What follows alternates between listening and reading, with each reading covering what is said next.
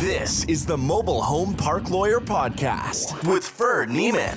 If you're looking to generate wealth and passive income in the lucrative world of mobile home parks, you're in the right place. You'll discover solutions to the common legal and operational pitfalls and how to optimize parks to maximize income.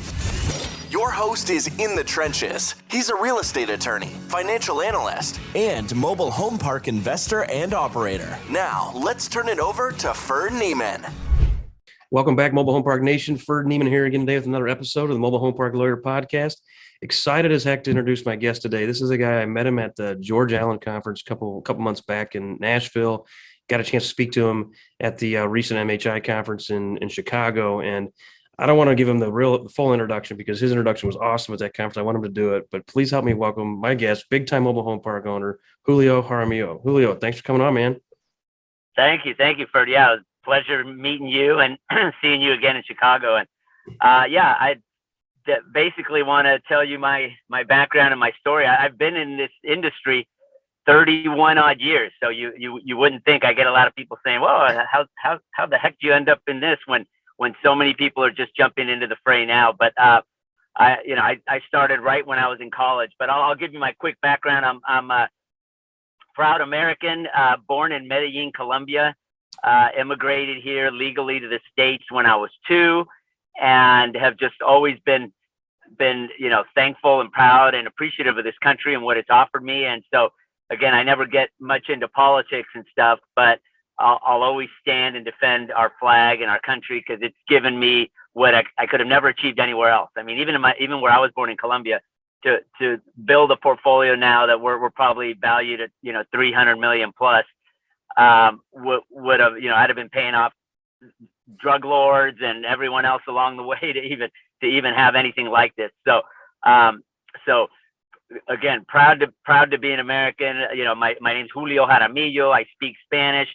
I very much love where I was born, Colombia. I visit there annually. It's safe now, so if you guys want to ever go to Medellin or Cartagena or any of the other places, it's a great place to visit. The people are great. The food's great.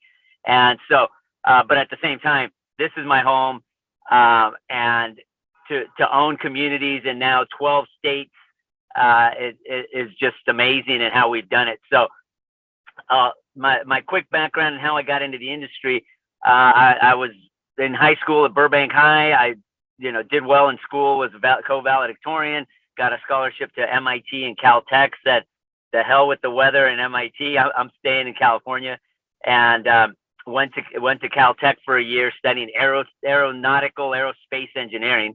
Mm-hmm. And realized it just wasn't for me. I mean, the thing you see about nerds and rocket scientists, and it is all that. I mean, the people were, I hate to say it because I was one of them. I mean, I had basically a perfect SAT in my math and calculus and everything. That was just my calling. But I didn't like the atmosphere. So I switched to UCLA. And while at UCLA, my parents were divorced and I was putting myself through school. And I went to the Career Center and picked up a job, looking for a part-time job, accounts payable clerk, the Carlyle Group, $9 an hour. And this isn't the hedge fund, the Carlyle Group. This is Ron Singer's, the Carlyle Group, out here in Beverly Hills, California. And so I went to work there inputting bills for parks, mobile home parks. Like, what are these? Trailer parks. And inputting utility bills and all kinds of stuff. And the first thing, and I'll do this like I do the kids. I've set up a scholarship at Burbank High, and I go back and teach the kids and show them, hey, don't buy into all this nonsense, because Julio Jaramillo, who sat in your desk here at Burbank High with nothing, zero. We came here with zero, and I started my company, Evergreen Communities, with $5,000. Now has over 100 employees, $300 million asset value. And so you can do it. I don't care what color your skin is, what race, what gender. And I bring my credit report. First thing I do is I bring my credit report. I print it out that morning, and it's like an 8 something. And I hand this around and I say, you see that? I was like, that doesn't have a race. That doesn't have a gender. That doesn't have a sexual orientation. That has a number. And without this number, Fannie Mae, GE Capital, Wells Fargo, Berkadia, Walker and Dunlap, none of them would have lent me a dime without this being a good number. So the first thing you got to worry about is taking care of this number, not worrying about the color of your skin or your name or what language you speak. So, I really focused on that, on just the basics. And while at Carlisle, I was inputting bills, and I again tell the kids this story is you can't just do something mundane and do it half-assed. If you're going to do it, and that was one of my dad's lessons, and I'm going to tell it for our Spanish listeners, haga la cosa bien o no haga nada, which was do it right or don't do it at all. Don't waste my freaking time. And my dad would tell me that when I'm mowing the lawn. Mow it right, edge the damn thing, and do it right, or get the hell out of here, and I'm going to kick your ass later. So that was my story to these kids. I was inputting these bills, and one of the properties, great property in Virginia that Ron Singer still owns, Forest Lake Estates, the water bill was $4,000 a month, and then boom, the next third or fourth month in, I was like $7,000 a month. I'm like, what the hell's going on? So I walk it into our CFO's office, and I'm like, Phil, something's going on with this water bill, because it's always 4,000. And and again, I'm a numbers just stick in my head. I'm like, now it's 7. And he's like, oh shit. So we called the maintenance. They found the leak, and about a week later, he comes into my office. He says, I need to speak to you. And I'm like, all right. He's like, I'm going to have to let you go. And I'm like, what? He's like, yeah, because we're wasting your talent as an AP clerk. You're going to become a staff accountant for me and learn these properties from the numbers from the ground up. And I want you to get an accounting degree, which they didn't have at UCLA. I had now transferred to UCLA. Because I want you to get an accounting degree, and I'm going to pay for it, but I need you to work full time for me. So I then transferred to Cal State LA. So I started at Caltech, and I ended up at Cal State LA, which is still a good school, and finished my accounting degree. It took me 8 years. So again, another lesson I teach these kids. I'm like, you're going to have plan A, plan B, and plan C, and it's going to probably be plan D or E, because it never goes the way you expect it. And so it took me 8 years, finished my degree as an accountant, and became controller, eventually CFO and director of acquisitions for Ron at the Carlisle Group. We had about 3,000 sites. We were at that time, we were about 99% occupied. I mean, we were buying communities back then at 10 and 11 caps. I mean, I know people on there are like, oh my God, what, you could have owned the world. And Ron did. He has a great portfolio. He always said, hey, I have enough. And, very successful home in Beverly Hills, home in Bel Air, and different places. And so in 99, finally myself, and there was a young attorney there, said, this was right in the .com, and everybody was getting stock options and this and that. And we told Ron, hey, Ron, we're going to go do this ourselves. And he said, okay, it was a little rough separation, because he was like a father to me and I was like a son to him. And, but he knew, hey, you got to eventually spread your wings. So I started Evergreen in July 19th of 1999, and went from a 6-figure income to 0. I was like, oh boy. I had a 401k. So another lesson learned, save. And I cashed out my 401k, and I said, all right, I can live off this for 6 months. And I put $5,000 aside to form Evergreen Communities, LLC. And if it doesn't work, I can go be a controller, a CFO, an accountant somewhere in 6 months. I'm going to give it a shot. And bought my first community up in Syracuse, New York. Seller financed, real beater, just, tight spaces, small homes, and was looking for my first investor. So I syndicated my first deal. And, I talked to some friends. Well, one guy said, okay, 10,000 here. Another guy, a good friend of mine, Sean, who I knew since first grade, had just sold his real estate company here in Burbank. And he said, I don't know what the hell you're getting into. And again, picture 99. So nobody knew what this stuff is. And he's like, I don't know what the hell you're getting into. But all I know is everything you did through junior high school, everything you did was spot on. I mean, he used to wrinkle my paper, my math paper, and I'd get so angry that I'd recopy the whole thing over because I couldn't have a wrinkle on my paper. I mean, he just knew I was OCD. I bet he loved messing with you. Yeah. He loved gotta be your investor. He's got to be one of your investors that asks you all the annoying questions, right? And it bugs you, or does he leave you alone? No, he leaves me alone, and to this last deal we just bought in August, which I'll tell you guys later. he's been in that one. So he said, I'm just investing in you. So he gave me some money, and then someone referred me to a fella that was a .com guy, and we went, D. Nyman, cool Jewish guy. And again, I love telling these stories because these people get caught up in their groups and their tribes. And I'm like, when my first investor was white, my CFO is Armenian, one of my greatest investors is Jewish. So if you're gonna start categorizing yourself, get out of the way, because I got people to talk to. So I sit down with D. Nyman, and he just a young guy, real smart computer guy, made some money. And he's telling me, he goes, well, I just invested in this rock band in LA here in Hollywood, just so I can get the leftover girls from the band. Okay, so this guy was just picture this guy, and then he said, he hands me, he goes, I hand him my business plan. I put together a plan and the first summary of his deal, and he just hands it back to me, and he goes, I'm not gonna read this crap. He's like, I just want to tell my friends that I invested in a trailer park. So he goes, I know you're gonna lose this money, but it doesn't matter. So he writes me a check for $100,000. My first deal, I raised $200,000 with seller financing, and put in my own first $5,000 and these other guys' money, and went to work, and just got out there and doing the numbers inside of a pub in Syracuse, New York, figuring out what's going on, and going everywhere, every city I buy in, I go and I got to learn this town and see what's going on. So checked out the university and went to the Carrier Dome to see a game, and there was this stud college kid named Carmelo Anthony playing, and watched him in '99 before he became a pro. But we closed that first deal, and our returns were right out of the box 17%. We'd send out distributions quarterly to our investors, and they're like, oh shoot, when are we doing another one?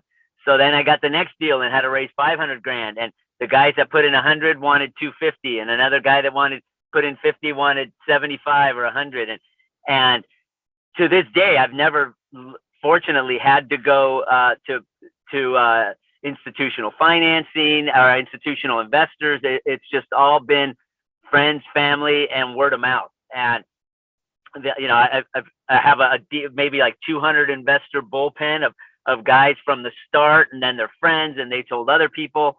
And it's like, when are we doing our next deal? I'm like, I'm not going to buy something just to place your money. I'm going to buy something that's going to work, that's going to make sense for all of us. And and one state at a time and one community at a time, built up Evergreen.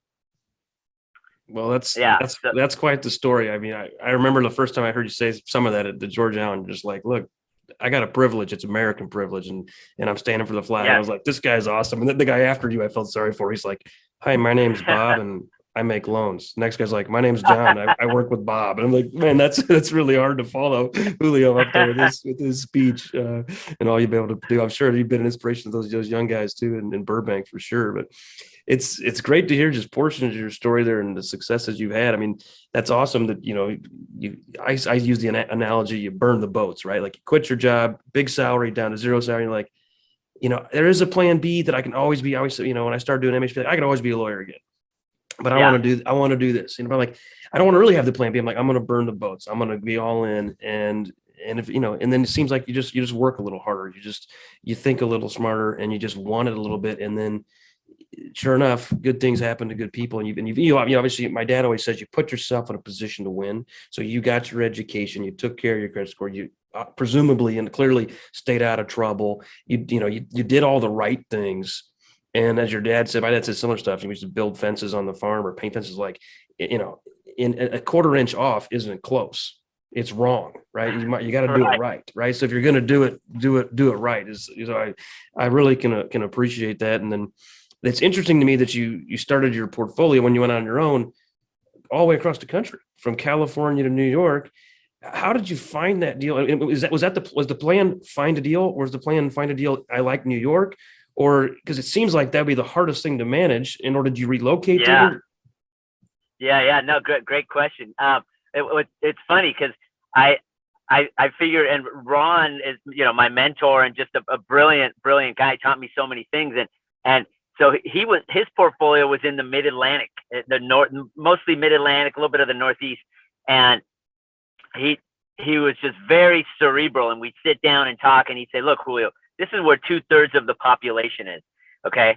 And he would stay out of California because of failure to maintain and rent control and the cap rates and what you can buy. Even back then, it's just the highest and best use of land here in California. It was just very hard to get into that California market with, especially when you're raising money and, dealing with those things. And then he didn't like Florida. He had little sayings, which we're in Florida and love it now. But initially he's like, the senior communities, he said, those seniors have too much time on their hand and they're just going to be complaining and this and that. And so his bread and butter was that Northeast. And I mean, he did phenomenal there. And so I had, a network of people through working with Ron and some brokers. And I always, I told Ron, "Hey, Ron, I'm never going to take something that would be a deal you would look at." But he didn't like New York. He didn't buy in New York. And this broker just sort of sent me this deal, and it was just the right size.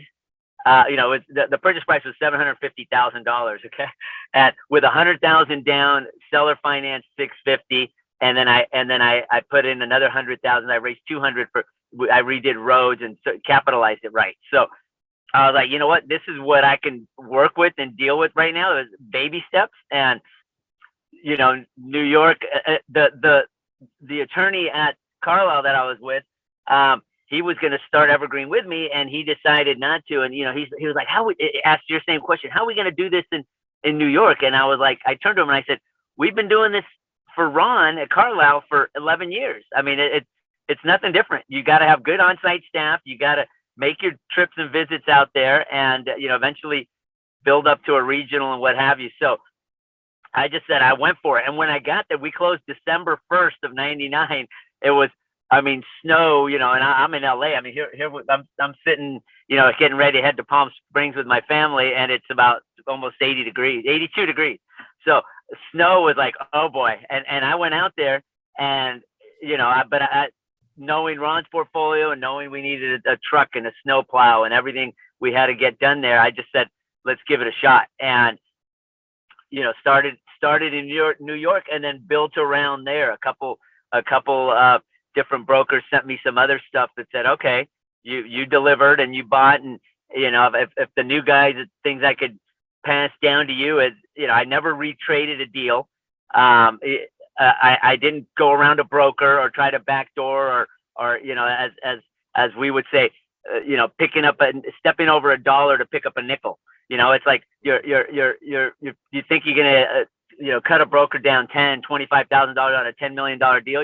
You're never gonna see that broker again. He's not gonna send you another deal. So we just, like you said, did the right things. I always thought, all my CFO and my regionals, I brought them on. They got equity in each of our deals that we went into, and I pride myself in sharing. The pie only gets bigger. I was listening to one of your podcasts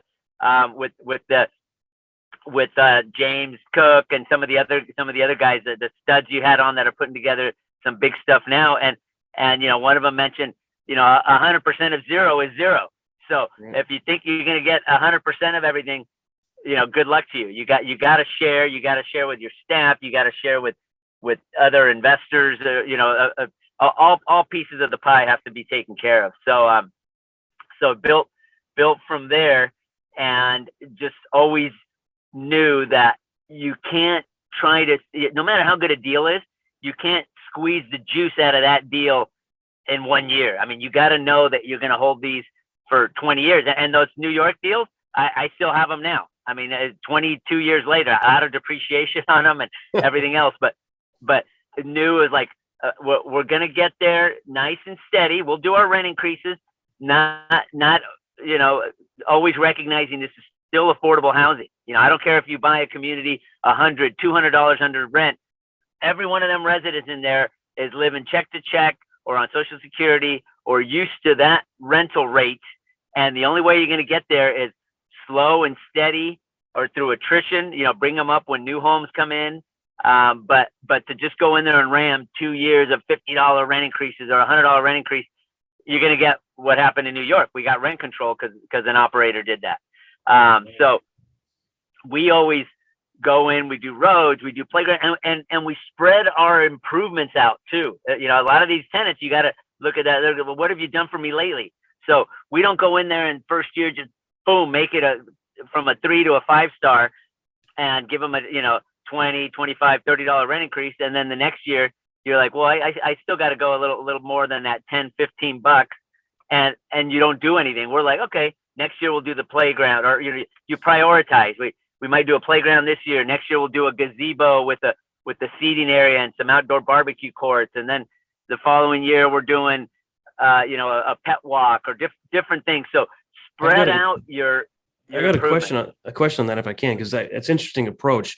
I'm with you all the way on the don't shove $100 rent increase down their throats. Now I've got a couple clients that have done that and regret it because guess what? People leave. Guess what? People get pissed, and then all of a sudden they're calling the city on this and calling somebody this and reporting this, and now you got a bunch of headaches, and you know you can't keep good management, so it can lead to other problems. But you said you like to spread the improvements out. So my question is, do you do that if the park is, well, irrespective of whether it's stabilized or infill? Because what I've been doing lately is I just budget all that capex up front if it's a heavy infill, because then it's a better place to live. So I'll do the dog park, the playground, the picnic area, the roads right out of the gate, spend a bunch. But I'll tell people, look, we're at 300, the market's at 500, letting them know there's a market 500, we're going to 340. Like, okay, so they kind of know it's not going to stay 340 forever, but it's like, look, we're not going to make you go to 500 because we realize that's a lot to choke on, even though you do have a better living experience. You like the neighborhood better. But if it's a heavy infill, I've been like, spend all the money up front. Do you still stage it out on an infill, or are you buying stuff that's more stabilized where it's like, look, you only get rents, you can't really get infill. And then as a result, you need to have a what have you done for me lately kind of delivery. No, the great question. You know, a lot of the stuff, and until the last few years, we didn't have to buy infill. I mean, we were still under the radar, had relationships, finding deals, and I'll tell you later about some joint ventures we're doing now too. But we didn't find or have to buy real distressed properties or a lot of infill. So the improvements were nice, noticeable improvements that the residents could see. But now, in your case, we bought a few where we've had to do infill. Yes, you do have to do all those improvements and really make it shine and make that big bang for your buck. But what we do is the new homes. So in your example, 500, market's 500, you're at 300. With all those improvements, absolutely 340, they can see, okay, we're getting something. And then the new homes that are coming in, they may come in at 450 or 475 or 500, because these are new bodies coming into your property. You're not taking someone who's been there 10, 15, 20 years and bringing them up.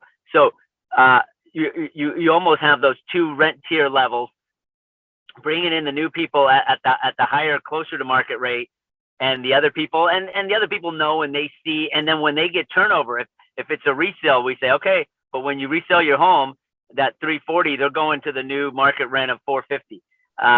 And you know, this is all the stuff they're getting for it, and continuing it on, you know, keeping stuff up. Don't just do it once.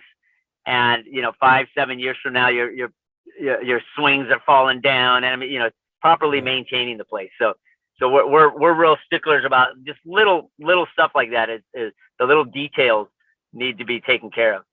Yeah, that makes sense. I mean, it's not sticking to the current residents, but if the new resident, like, this is the market price and it's transparent, this is what you're buying into, as opposed to I've been here for 10 years and now it's a new owner surprise.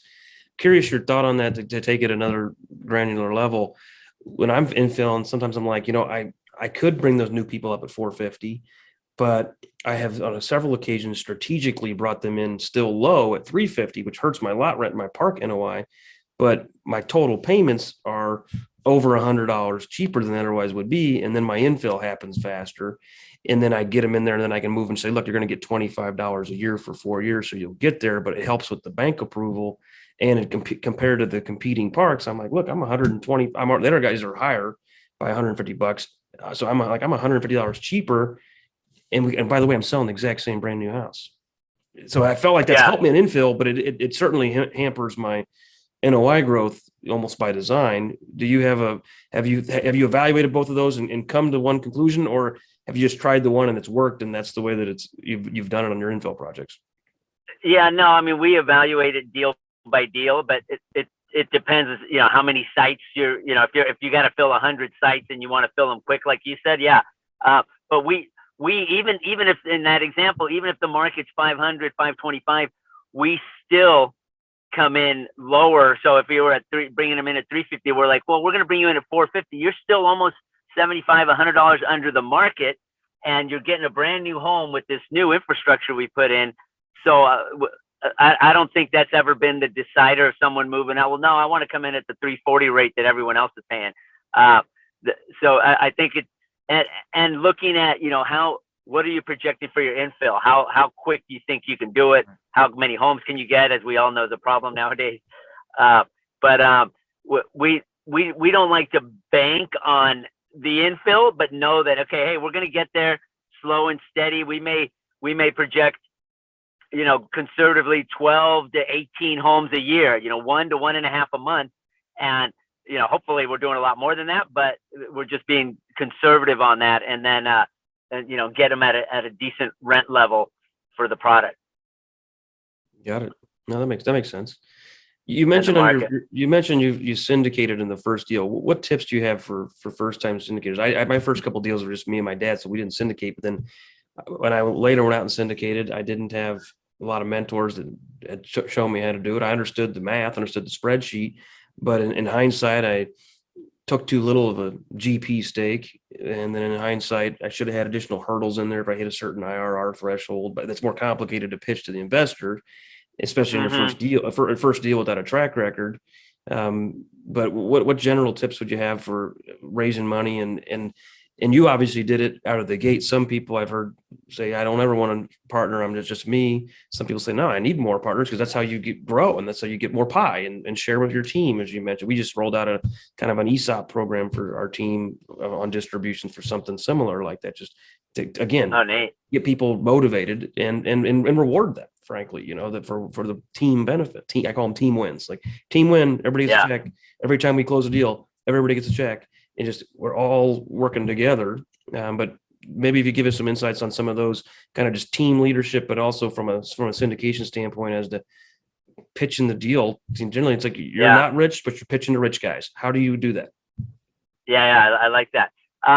Well, we kept it initially, and we modified a few things obviously over the years, but we kept it simple. When I went into that first deal, and the great thing about this industry, and a lot of people know, I've given people some of my operating agreements and this and that getting started. I mean, there's you mentioned before the secret sauce, but I look at it as if we all do the right things and bring up the quality and the lifestyle and the rents, and we all benefit. I mean, people say, well, how are you going to get that product? I'm like, we have 25, maybe 25, 28 communities, in 20 years. I mean, we've had others and sold them, but, and that's a small little piece of the pie, and I'm living just fine. Everything's great. So you don't need to own everything. You don't need to be, oh my God, this group has just gotten up to 10,000 sites and 20,000 sites. And you get caught up in that euphoria. And it's like, hey, I'm happy over here with 4,000 sites, and I own a good chunk of each of those, and myself, and eventually whether my ends up with my kids are going to be fine. So the thing is to not get greedy, not think you got to make it all on one deal, but properly reward yourself. You're finding the deal. You're putting the hard work. When the shit hits the fan, they're going to be coming to you. So you got to properly reward yourself. So when I started it off in our business plan, we had these wheels. I'm a big cyclist, so it was like a wheel of a spoke, and it had Evergreen is the managing member of every entity. So we form a single purpose entity that the lenders all love and need. Newly formed LLC within the state, New York LLC. We just bought in Mississippi, a Mississippi LLC. We in New Orleans, we have a Louisiana LLC. And each of these, Evergreen is the sole managing member, and then we have the limited members, the investors.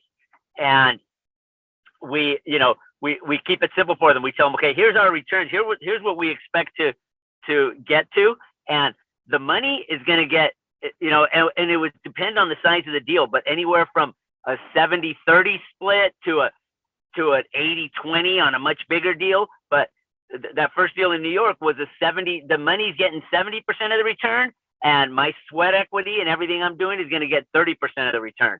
And then how I divvy that up with my CFO, my regional, or anyone else who got a piece of that, that's all on me. And we all got, I told them I only get paid when you get paid. And it was just that we didn't at that time have to do a preferred. We've changed some of that and still do a preferred. But the returns were good enough where they were getting 17% on their money, and for 70% of the ownership, and I was getting 17% on my 30% of the ownership. And each deal we had, the next deal was a little bit bigger, and it was 75-25, 75 to the money, the capital, 25 to the promote, sweat equity, whatever people want to call it.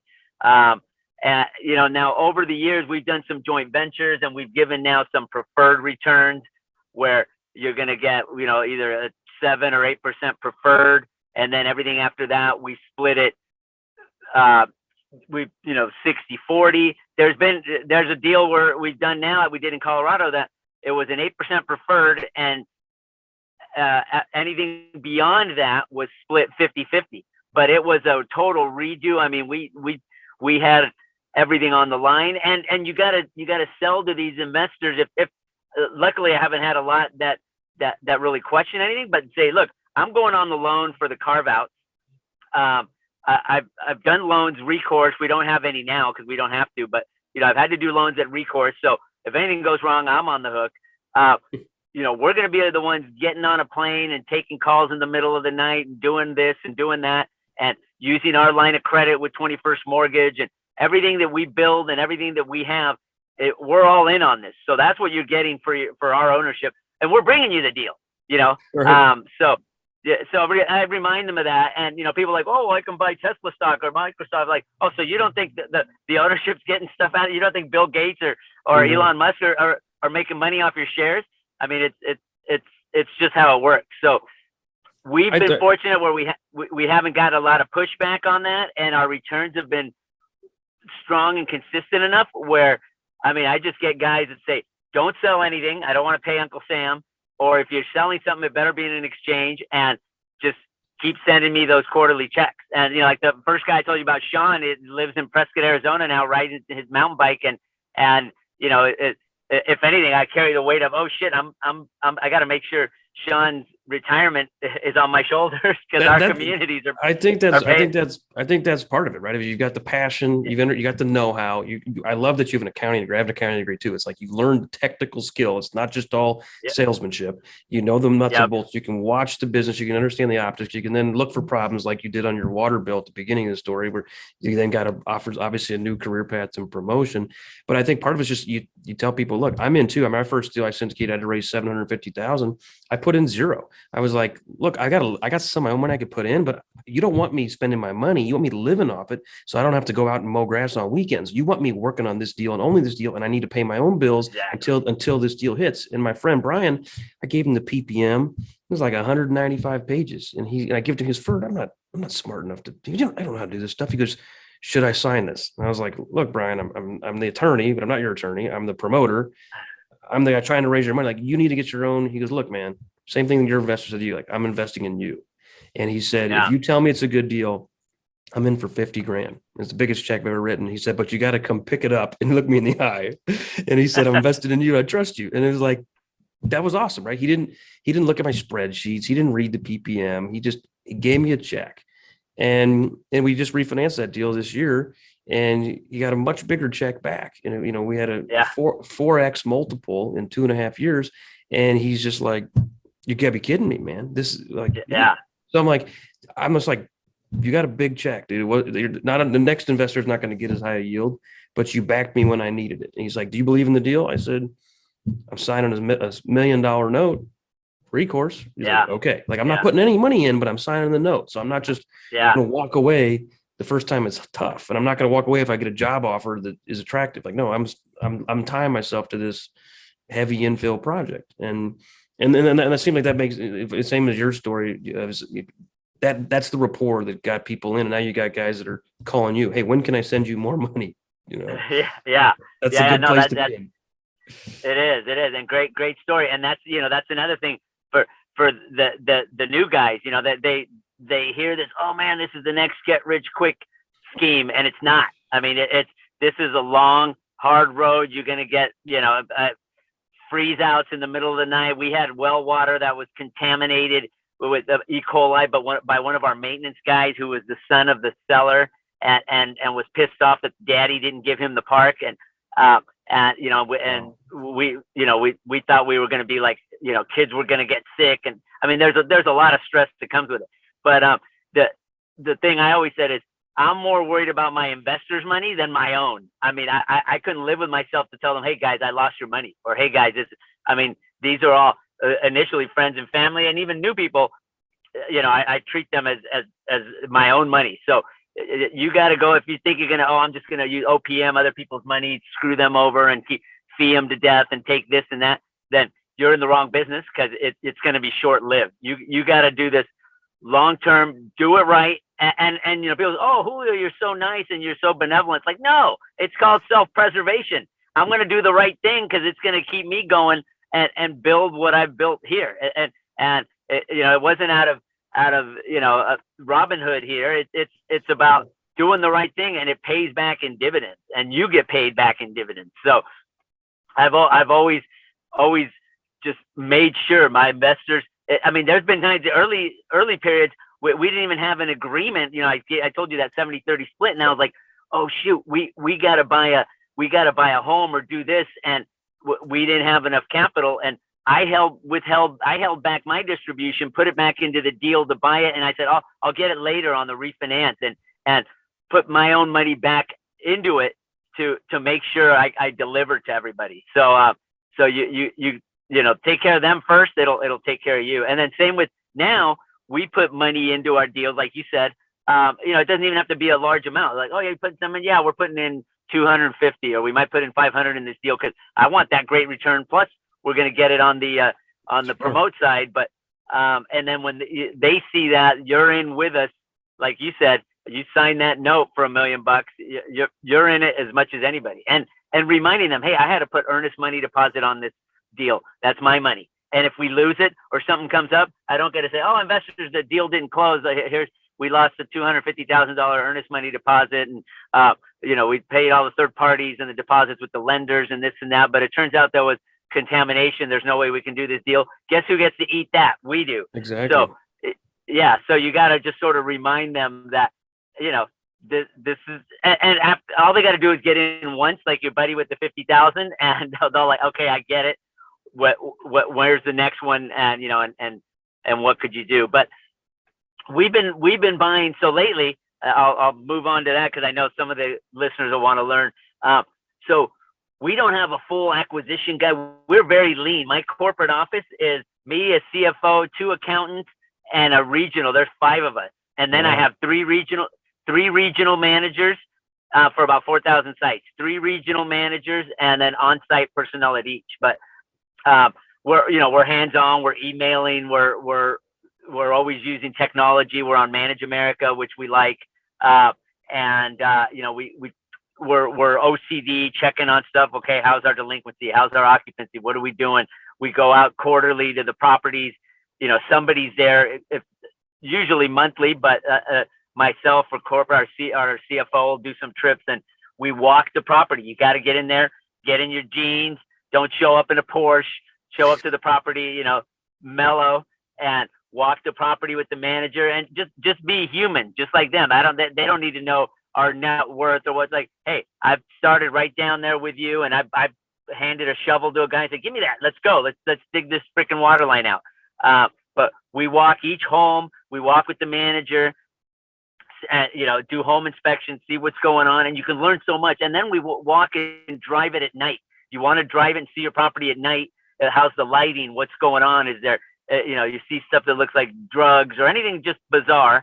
And then we also walk it and talk without the manager. And you want to talk to the people like, oh yeah, your manager, Vicky over here, she's never here. The office is never open. I'm like, really? I mean, we call and we check, and And like, no, she's never here. Nobody's ever there. I can never get a hold of them. So we do unannounced visits. You don't have to tell everyone you're coming. I mean, I've dropped in on a manager, and the office was supposed to open at 9. It's like 10 o'clock. Like, where is he? I went to his house. He was living in one of our other communities, and he had a semi truck parked in front. I'm like, what is this? I climb up. I mean, I'm just hyper. So I'm climbing up on the truck. What the hell is this truck? And I see it's licensed to our manager, and he's running trucks out of Detroit to our Fort Wayne, Indiana park on our dime while we're paying him. And so he wasn't even, they weren't even up for bed. I'm knocking on the door. Oh, we didn't know you were coming. Well, yeah, bingo. Yeah, exactly. so we fired them, replaced them, but you gotta have those controls in there while again rewarding the wins, like you mentioned. So we talk to residents, find out what do they think of the park, or what's going on, or what are we doing right, what are we doing wrong, and go that route. No, that's good stuff. Yeah, I love the random check-in on the manager. Oh, you didn't? Yeah, I didn't know you were coming. I would have like, you would have what? You would have done something different. Yeah. You would have cleaned up the park. You would have been more presentable. That's the point. Is I want to see how you are in your natural environment. And I'm totally with you on, don't show up in the Porsche. We bought a park from a guy in Kansas City Market. He had 2 different Porsches.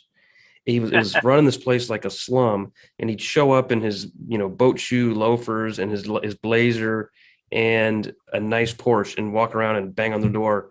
And this guy, the day before closing, we had a tenant that was behind. Like, we told him we get rights to back rent. That was in the contract. He was like, oh, fine. So the day before closing, he hasn't told the tenants that we're buying it. He knocks on this person's door and he shoves it down their throat and forces them to cash in their IRA or 401k, eat the penalty. And there was only like $3,000 in there to get their last liquid dollar so he could get that back rent for 3 or 4 months. So we couldn't try to pursue it. We weren't going to do that to the person, but he was literally fighting over the person's last dime so he could get back in his Porsche. And it's like, dude, 1, you're heartless, but 2, you're going to get stabbed out here, when you're in your Porsche, and shaking these people down for $200. And it was just a bad vibe all the way around with that guy. But yeah. And meanwhile, he's left so much on the table in the value of the property because he's mismanaged it. So he lost 11. He had 11 homes get trashed and burned out in like the last 3 or 4 years. It's like, we would have paid you for 11 more occupied sites. Like, what are you doing? Yeah. He had not. Yeah, his maintenance guy lived on site and had not paid rent in 10 years. He's like, oh, he's hard up on his job. And that wasn't part of his compensation. He's like, I just haven't really made him. He lives in the site-built house. He pushes the snow. So I just, I looked the other way. It's like, you left more on the table. You could have had another Porsche if you'd have just ran your property properly. But Julio, this is great stuff. This is great stuff. What other, I don't want to take too much more of your time, but before we jump, any other tips or tricks or fun stories for our audience? So probably the last 5 to 7 deals we've done have been joint ventures. Someone that came to us and said, hey, we met in the industry, some of the shows, people like yourself, there was a broker, different, and said, hey, I want to buy this deal. I don't have the management background or all the capital, but I have the deal. Here it is. And we've gone in 50-50 on several deals with people and put them on our Manage America and our accounting system. And we've brought in capital with them, and we got to get into a good deal. And we've gone out and walked the property and showed them how we manage. And so we've been able to help some other younger and other guys build up their portfolios in conjunction with us. So it's been that's been great. And and I always just say, as you see so much of this new money coming in, is like, get over yourself. I don't care if you're from Goldman or you're from this or you went to Yale or whatever it is. You gotta realize that this is a business of affordable housing, simple blue collar people, and everyone's watching us from HUD, from the new administration, from the Elizabeth Warrens of the world. So the more you go out there and bang your chest of, oh, how great we're doing, and I screwed these people, and they have nowhere to move, and they have nowhere to go, and and you're not doing the right thing for them, you're not only hurting yourself, you're hurting everybody in the industry, and on top of your residents. It doesn't make any sense. So do the right things, and give back to them. It'll give back to you. So, I mean, I guess that's my parting comment, because it's worked for me for 21 years at Evergreen and 11 years with Ron Singer. And, it's been a great run, and we're just getting started. We keep reinventing ourselves. That's great, man. Great advice for sure. And in all walks of life, but also, of course, in this business, just do the right thing, man. And it'll work out for everybody. Yeah. And so I'm at Julio at evergreencommunities.com, and our website is evergreencommunities.com. And again, anything I can help, or tips or ideas, or feel free to reach out to me. And I was just moving for a guy who wants a bigger parking spot here, doing the right thing, giving them. You're putting you to the test. That was staged, right? All right, Julio. Yeah. Well, I appreciate it, man. Thanks again, and God bless. All right, good talking to you. And anything I can do, just reach out. All right. You've been listening to the Mobile Home Park Lawyer Podcast with Ferd Neiman. Ready to learn more? Go to www.themobilehomelawyer.com for free resources and materials to help you succeed. If you love the podcast, go to Apple Podcasts, give us your review, and subscribe today. Thank you for listening. Neither the Supreme Court of Missouri nor the Missouri Bar reviews nor approves certifying organizations or specialist designations. The choice of a lawyer is an important decision and should not be based solely upon advertisements.